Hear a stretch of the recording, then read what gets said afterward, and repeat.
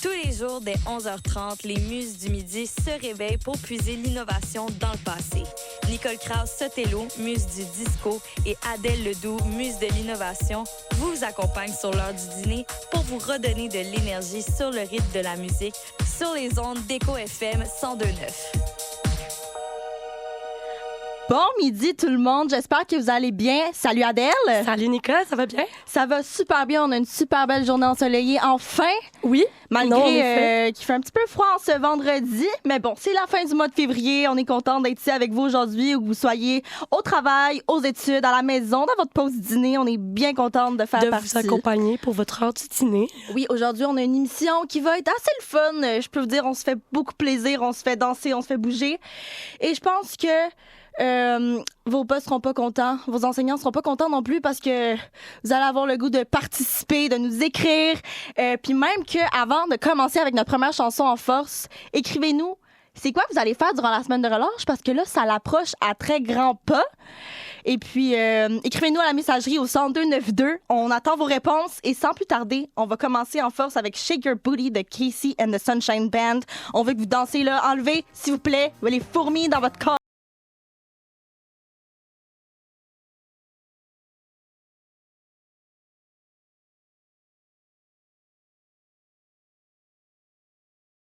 Je peux vous dire, chers auditeurs, qu'Adèle et moi, on a dansé fort, on a monté le son au gros max et tout le monde dansait en studio, c'était hyper le fun. Et là, Adèle. Oui, avant la semaine de relâche, qu'est-ce qui se passe? Ben oui, je sais qu'il y a un événement pour lequel tu es très excitée. Alors, j'imagine que tu n'es pas la seule. Ce dimanche, les Oscars seront en direct. Moi, les Oscars, je pense que, vous le savez, je suis une très grande fan de télévision, de cinéma. J'en parle avant plus finir. Tout le temps. Au moins une fois par émission, par épisode. Puis là, je me suis dit, pourquoi pas? On va en parler. Et là, on va pas vous parler de qui va gagner, de ce que nous, on pense qui va arriver. On va vous parler d'un phénomène qui pourrait se dérouler ce prochain dimanche. Donc, comme vous savez, dans l'industrie de la télé, de tout ce qui est divertissement, il y a plusieurs prix qui sont alloués, que ce soit au Québec ou aux États-Unis. Et puis, aux États-Unis, il existe un méga prix, si je peux donner ce titre-là. Un méga prix? Un méga prix. Okay. Le prix Loto-Québec? Oui. Non, en fait, le prix ultime qui s'appelle c'est un acronyme, c'est le EGOT. Donc, E-G-O-T, qui est un acronyme pour les Emmy, les Grammys, les Oscars et les Tony Awards. Tous ces prix-là, pour ceux qui ne les savent pas, donc les Emmy, c'est pour les séries télé, les Grammys pour la musique, les Oscars pour le cinéma et les Tony pour tout ce qui est comédie musicale et théâtre. Et donc, il y a plusieurs artistes dans le domaine du divertissement qui ont gagné ces 4 prix-là et ils sont nommés des EGOT. OK. C'est quand même un bon titre à avoir. Ça sonne bien. Quand j'ai trouvé ça, je trouvais ça hyper le fun parce que ça démontre à quel point les artistes sont diversifiés. Ouais, dans leur talent, là. Premièrement. Et deuxièmement, j'ai été surprise de voir qu'il y a vraiment beaucoup de gens dont leur nom ressort. Donc, par exemple, le premier à avoir obtenu ce prix-là, c'est Richard Rodgers en 1962. Donc, il a obtenu son dernier prix pour former partie des EGOT. Donc, le premier EGOT, c'est lui. C'est lui qui l'a obtenu, oui, et puis par la suite, d'autres noms qui vont probablement vous sonner des cloches, c'est Audrey Hepburn, Mel Brooks, John Legend, Elton John. C'est aussi des gens qui sont des EGOT. Et là, vous vous demandez, Nicole nous a parlé que ce phénomène pourrait peut-être avoir lieu en fin de semaine. Et oui, parce que Cynthia Erivo, elle lui manque uniquement un Oscar pour former partie des EGOT. Et là, si je me trompe pas, je sais que toi, tu tiens ça à jour, mais là, elle est nominée pour la meilleure actrice. Oui, elle est nominée pour meilleure actrice et plusieurs personnes disent qu'elle a beaucoup de chance. Donc, ça va pas être uniquement son premier Oscar, mais encore plus son premier Oscar dans la catégorie la plus prestigieuse des Oscars. Ouais. Et aussi, son EGOT qu'on peut pas oublier. EGOT qu'on peut pas oublier. Et là, moi, je me suis dit, en tant que grande fan de culture québécoise, est-ce qu'il existe un équivalent au Québec? Et je vous reviens avec ça après la chanson Cool Cool Cool de Premièrement à l'aide.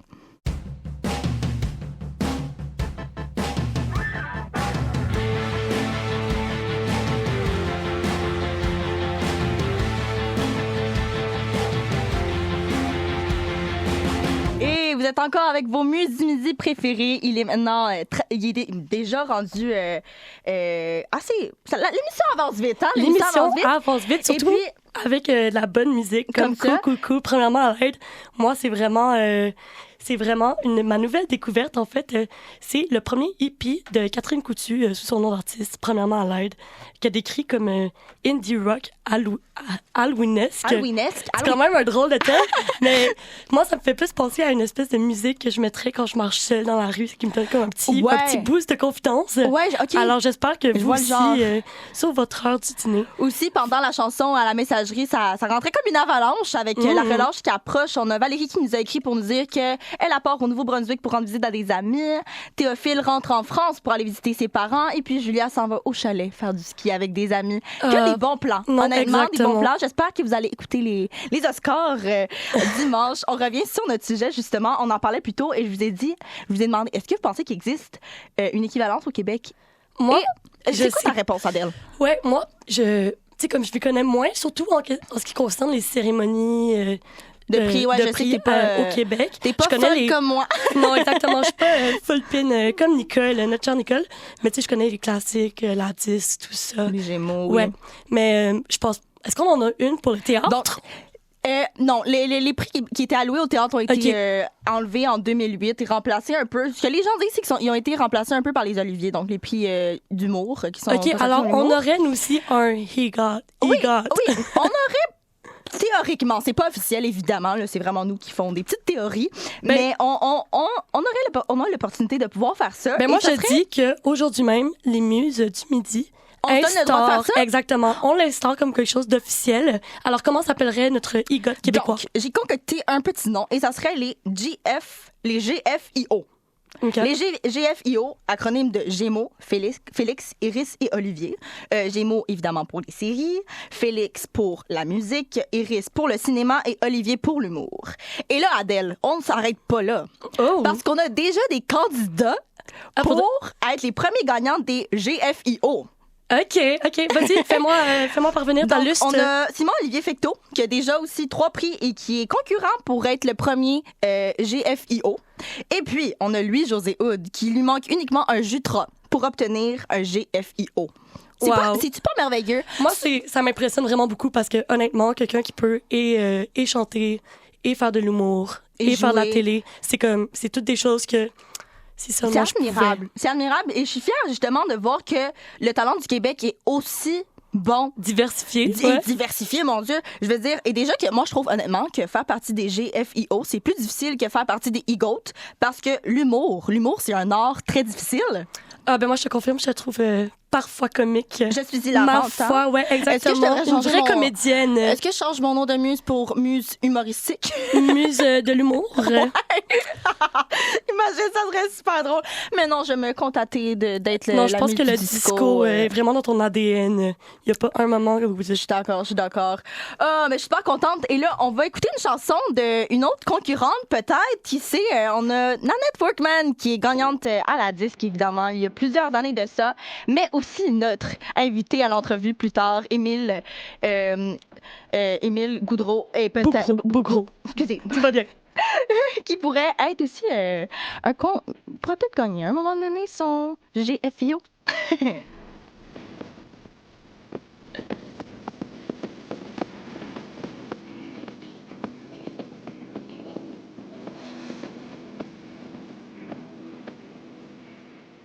Vous êtes sur les ondes d'Écho FM au 102.9 avec les Muses du Midi. Comment tu vas encore, Adèle? Ça danse, hein? Ça va toujours bien. J'adore tes performances à la John Travolta. D'ailleurs, ma performance que je viens de faire, Adèle m'a demandé de danser à la John Travolta.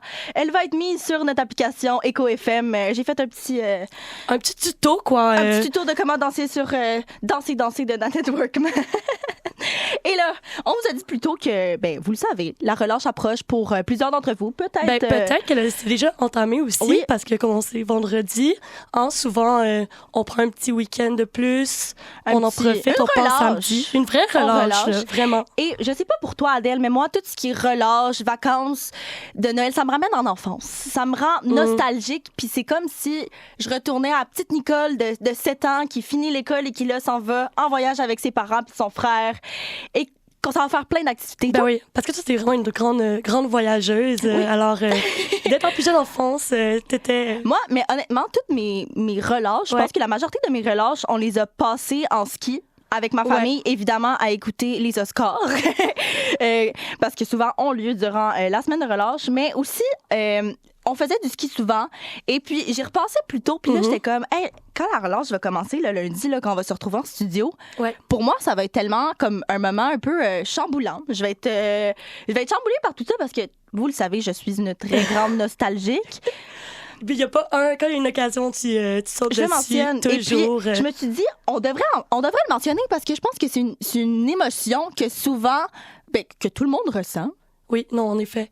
Mais c'est drôle parce que moi, tu vois, je suis pas plus nostalgique que ça, non? De la semaine de relâche. Non, parce que c'est comme le rythme de la vie, je l'oublie un peu, tu vois, que ça m'arrive. Mais c'est vrai que maintenant que t'en parles, c'était vraiment un moment formateur, surtout pour comme dans la famille, passer un moment au chalet, on louait des chalets, dehors, profiter des températures du Québec. Fait que toi aussi, t'étais équipe froid, neige, tout ça, là. À la messagerie, on a plusieurs qui nous écrivent, justement, on a Julie qui nous écrit, non, nous, on partait tout le temps dans le sud, prendre un petit peu de couleur. Mais si on revient à la nostalgie, tu sais, bon, vous le savez, moi, je suis nostalgique d'une époque que je n'ai pas connue.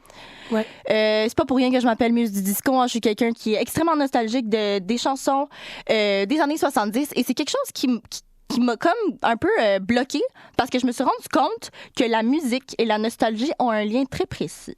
Et on vous parle de ça après Craches-tu ton amour de Céral Dauphin, un groupe que vous aimez vraiment beaucoup et à chaque fois qu'on le met sur les ondes d'Écho FM, vous êtes fous, vous êtes fous.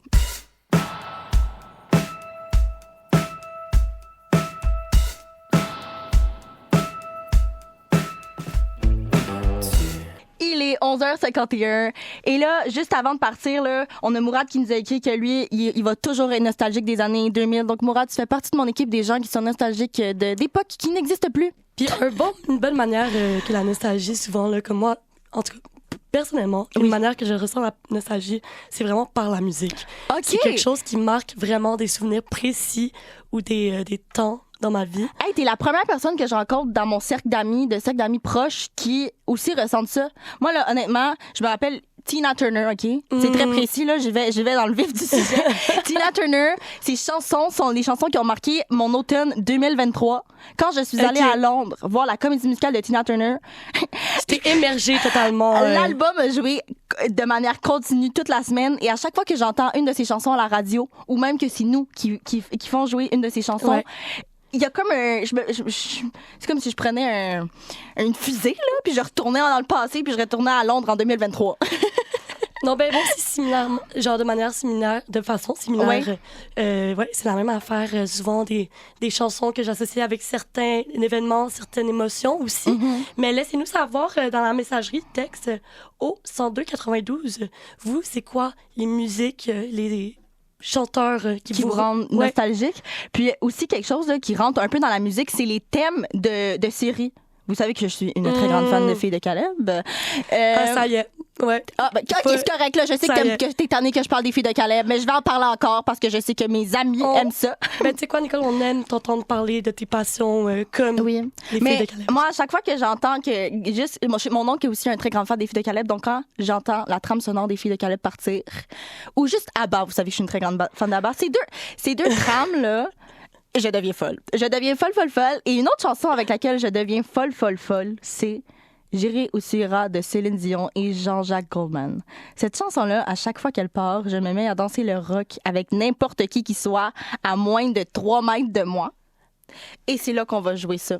Alors, ça veut-tu dire que durant la chanson, on va pouvoir danser ensemble, Nicole? Évidemment, c'était une invitation à danser avec moi. Et oui, nous aussi, on va aller où vous allez.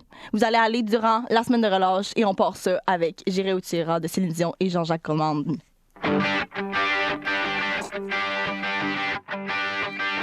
Il est déjà 11h57 et bientôt, on va entamer la pause. Mais avant ça, il y a une grosse quantité de messages qui rentrent, des chansons desquelles vous êtes nostalgique, ça n'a aucun sens. Je pense qu'on va s'ouvrir un club des gens nostalgiques de musique. T'es-tu d'accord, Adèle?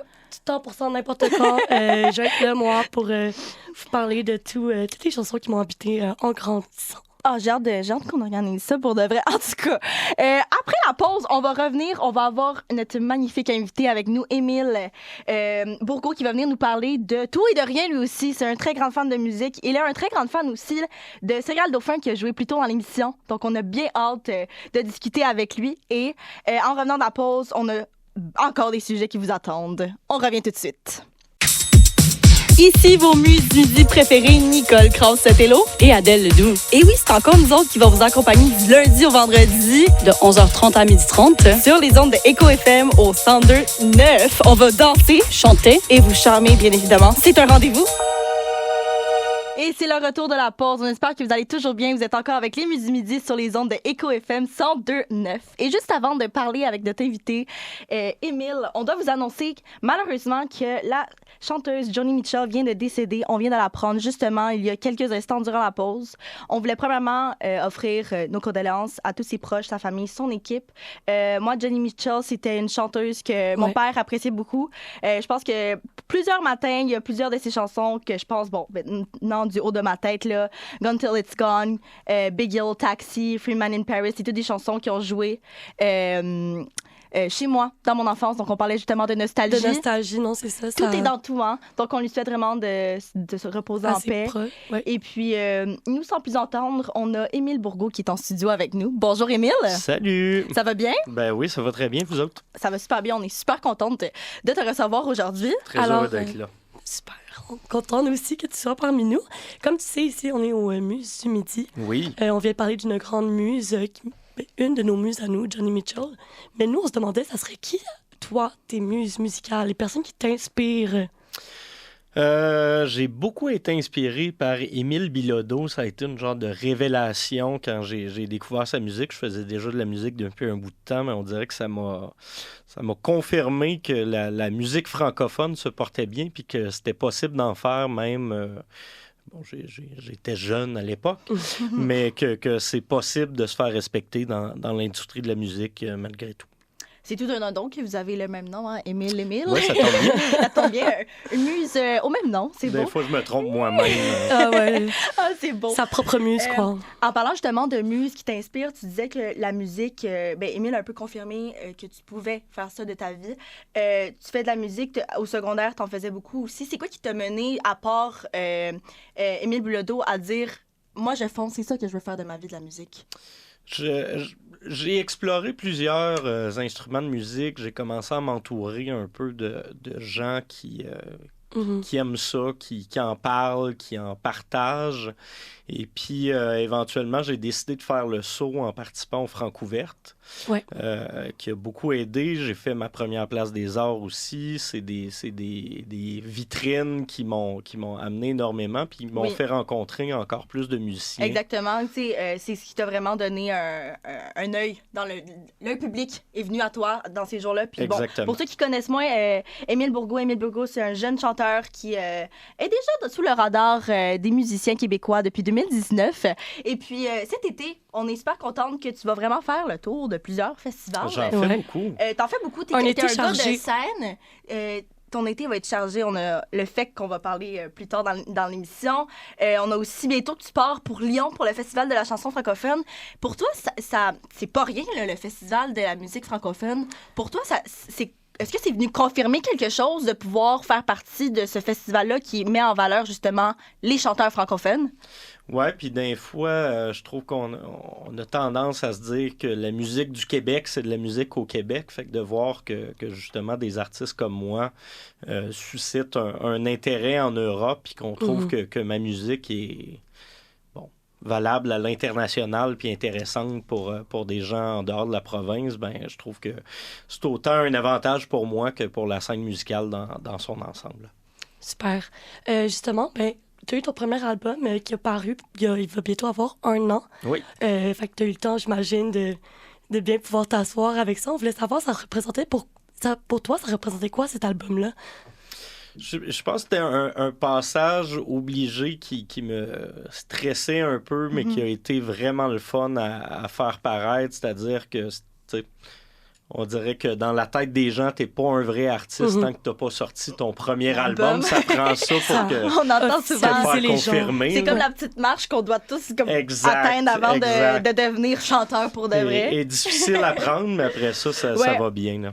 On est super content de te recevoir aujourd'hui, fait qu'on va te garder encore pour un deuxième micro avec nous. Ouais. On va écouter avant ça ta chanson J'imagine. Et puis, on voulait te demander juste avant, tu nous répondras après ta chanson. Ouais. Ça signifie quoi pour toi de chanter avec des gens? Parce qu'on sait que tu fais beaucoup de collaborations. Beaucoup de collaborations, que ce soit avec Louis-Julien Durceau ou Sophia Duhem. Donc, garde ça en tête. Et nous, on revient avec vous. On va écouter J'imagine d'Émile Bourgault et j'espère que vous allez l'apprécier autant que nous, on l'aime.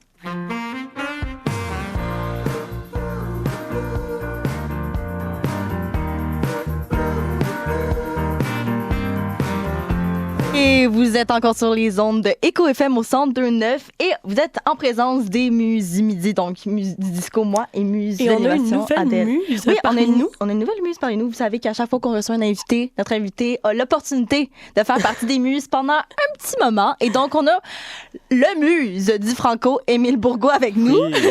Donc, avant de partir et d'écouter ta magnifique chanson qui fait réagir comme ça se peut pas dans la messagerie, on a Julien qui dit que ça lui donne un petit peu des petites vibes, comme on dit en bon français, de Pierre Lapointe et toutes ces choses-là. Mais avant d'aborder ce sujet-là, on t'a posé la question de ça représentait quoi pour toi de chanter avec des gens comme Louis-Julien Durceau ou Sophia Duhem? C'est quoi que t'aimes de chanter avec d'autres personnes? Je trouve que d'écrire des textes puis d'écrire des chansons, c'est quand même quelque chose qui part du personnel, puis de partager ça avec d'autres gens. Je trouve que ça change un peu le message, ça change un peu ce que j'avais en tête quand j'ai écrit tout ça. Après ça reste quand même les mêmes textes, mais de collaborer, je trouve que ça emmène ma musique à un autre endroit, que j'aime ça découvrir en même temps que le public.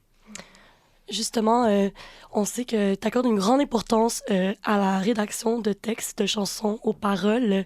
Je me demandais, moi, c'était quoi exactement le processus qu'il y a derrière ça?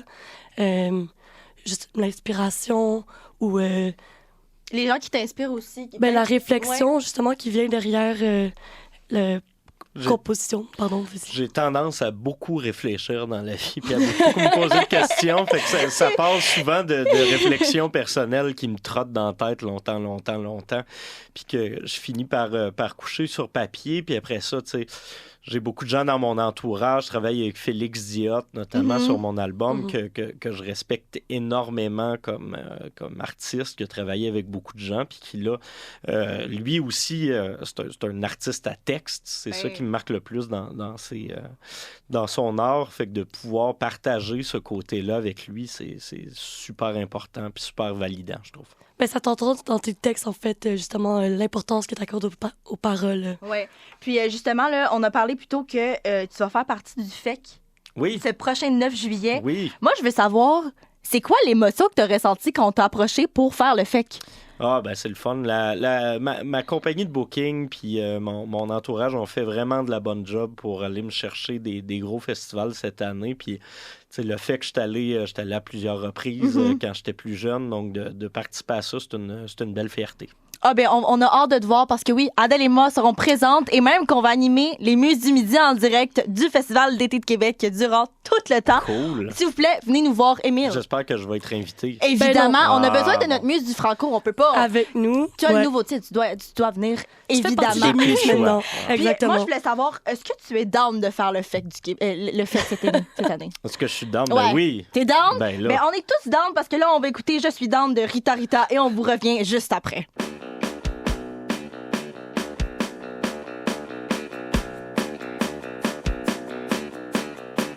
On est tellement down que vous soyez avec nous encore ce midi. Il reste déjà juste 15 minutes à l'émission. On espère que votre lunch est bon. On espère que vous avez une bonne heure du dîner, que tout se repose, que vous dansez un peu, là. Bougez. Faites-vous du bien. C'est vendredi, la relâche approche. Relâche approche. C'est fou, oui, hein? en effet. Puis justement, j'ai lu un article comme qui m'arrive parfois. Est-ce que je vais me coucher moins nounoun ce soir? J'espère. Tu vois, j'espère que je vais pouvoir vous partager quelques petites informations. Alors, justement, ça portait sur la théorie des jeux et notre consommation médiatique. Alors, vous pouvez vous demander, mais qu'est-ce que la théorie des jeux? Ouais. Je ne le savais pas avant. Mais la théorie des jeux, dans quel sens? Je t'explique. OK, vas-y. C'est en fait, c'est l'étude... Je m'excuse. T'inquiète. c'est l'étude de la science de la prise de décision stratégique. La prise de décision stratégique, c'est quelque chose qu'on fait tous les jours sans même s'en rendre compte. C'est en fait anticiper comment les agents qui nous entourent, les personnes, les conditions dans lesquelles on se retrouve, vont agir et prendre des décisions en fonction de ceux-ci. Fait que, on le fait de manière assez inconsciente. Mais là, la semaine de relâche s'en vient, comme qu'on en parle. Quand on a du temps libre, puis j'en suis la première coupable, on a tendance à aller sur les réseaux sociaux et se mettre, en fait, de faire défiler le contenu en boucle, comme qu'on appelle, encore une fois, en bon français, doom scrolling. Doom scrolling, ouais. Doom scrolling. Bon, fait que comment ça marche? Dans l'économie des réseaux sociaux, la valeur d'échange, c'est notre interaction et, avec le contenu. Fait qu'on est toujours confronté devant un contenu médiatique avec l'option de soit rester engagé avec celui-ci ou passer au prochain. Okay. Fait, c'est quoi que tu veux dire par là? C'est que genre... tu vois, quand t'es en train de doom scroll, t'arrives devant une image, puis là, t'es genre, hey, comme, est-ce que je reste sur l'image, je regarde le contenu pendant un moment, j'interagis, je like, je commente, ou est-ce que je fais juste passer à la prochaine image? Puis est-ce que, tu sais, on consomme justement un contenu qui est très bref, là, entre 15 et 1 minute maximum. Est-ce que ça fait que, genre, justement, ce système-là dans notre cerveau c'est là justement nous fait que je m'en allais. Et tout, est-ce que, genre, c'est pas qu'il shut down, c'est pas que genre il s'en va au complet, c'est juste que parce qu'on obtient une gratification immédiate et de courte durée, on n'a pas le réflexe de s'engager dans un processus de décision stratégique. C'est intéressant. Hey, je veux que tu vas... Là, après ça s'en va où, ça, là? Comment on fait? J'ai des solutions pour vous que vous allez pouvoir mon Dieu. écouter, suivre. Restez parmi nous, justement, pour pouvoir les utiliser en cette semaine de relâche et ne pas utiliser autant vos écrans, hein? Mais là, on vient de recevoir aussi un message. Si vous avez manqué l'entrevue avec Émile Bourgault, vous pouvez l'écouter sur notre application Éco FM. On a aussi des contenus inédits avec des petites danses. Et sur ce, on écoute Haute Contrebanque de Fievel is Cloak.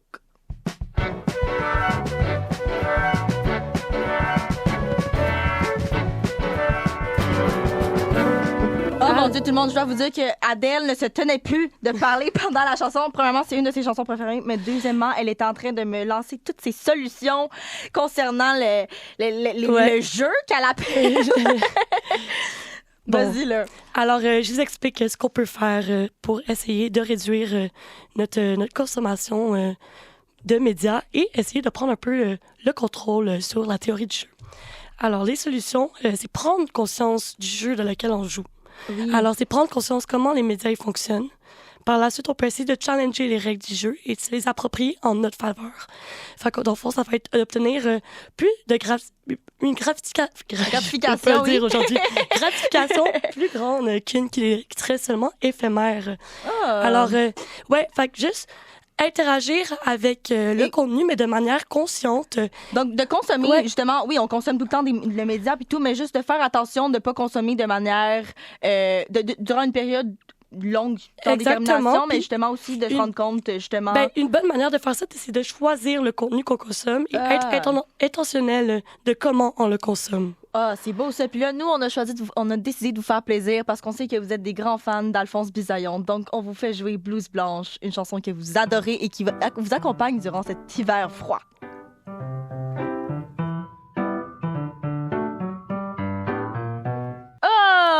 Mais c'est déjà la fin de l'émission. On a été super contente de vous accompagner en ce midi ensoleillé de vendredi, fin du mois de février. Adèle, je vais m'ennuyer de toi durant cette fin de semaine. Je sais, mais on va profiter de la belle... nuit blanche de ce soir. De la nuit blanche, exactement, c'est vrai. On ne dormira pas. Et qui sait, peut-être qu'on va avoir une petite nuit blanche durant la soirée des Oscars. Qui sait, mais on va peut-être vous croiser aussi ce soir. On va se promener dans les rues de Montréal, en profiter.